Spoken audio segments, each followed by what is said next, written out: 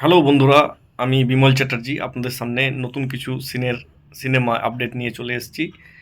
তো আজকের প্রথম যে আপডেট সেটা হলো ধড়ক 2।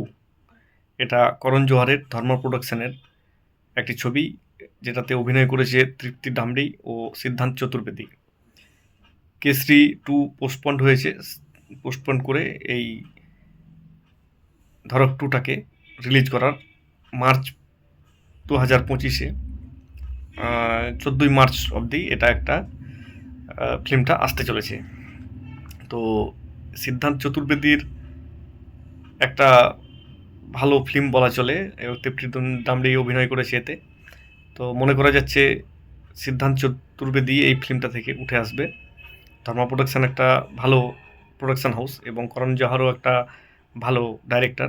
তো এদের জুটিতে একটা ফিল্ম ধড়ক 2 আশা করা যাচ্ছে চলে আসবে এবং ভালো বই হবে।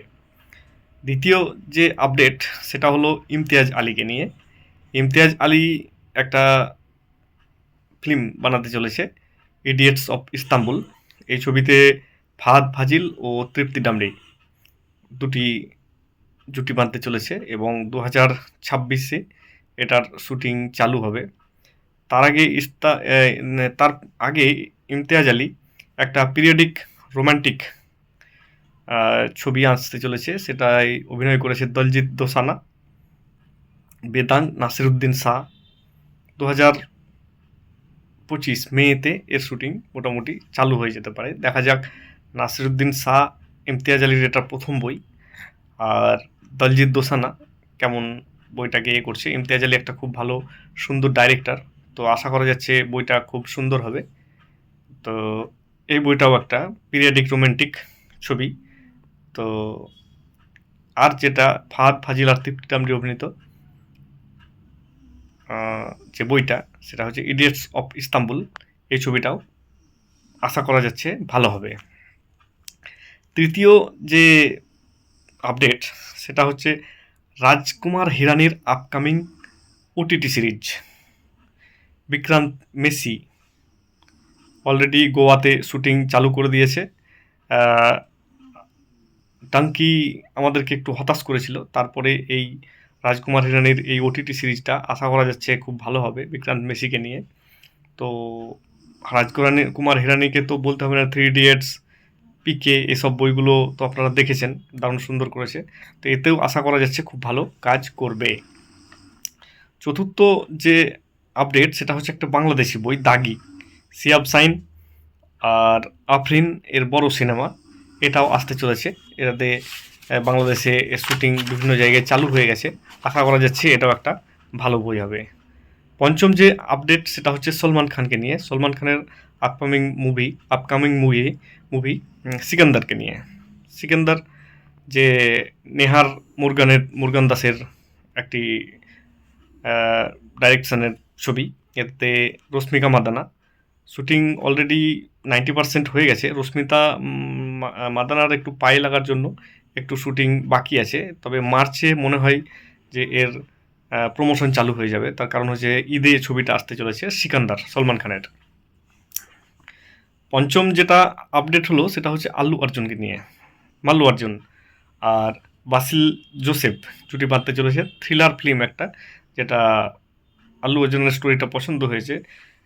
আল্লু অর্জুনের যে স্টারডম সেটাকে ধ্যানে রেখে হয়ে আল্লু অর্জুনের ফেলিওরের ভয় থাকবে, তার কারণ হচ্ছে এত বড় হিট দিয়েছে পুষ্পা, তারপর স্টারডমটাকে ধরে রাখার জন্য সে স্টোরি পছন্দ করেই বা বাছাই করেই কাজ করবে।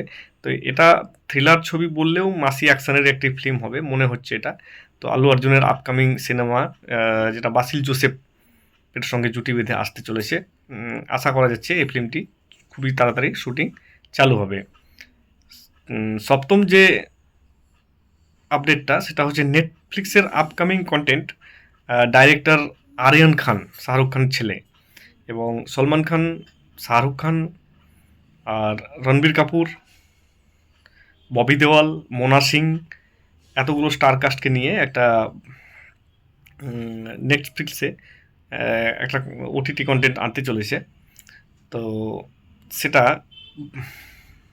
ব্যাডস অফ বলিউডস নামে হতে চলেছে। অলরেডি শাহরুখ খান এসে এটাকে রিভিল করে দিয়েছে আশা করা যাচ্ছে কিছুদিনের মধ্যে শুটিং চালু হয়ে যাবে এবং এই আরিয়ান খানের প্রথম ডাইরেকশনে মানে এটা যদি হয় তাহলে শাহরুখ খান তার ছেলেকে প্রথমে ডাইরেক্টর হিসাবে লঞ্চ করছে।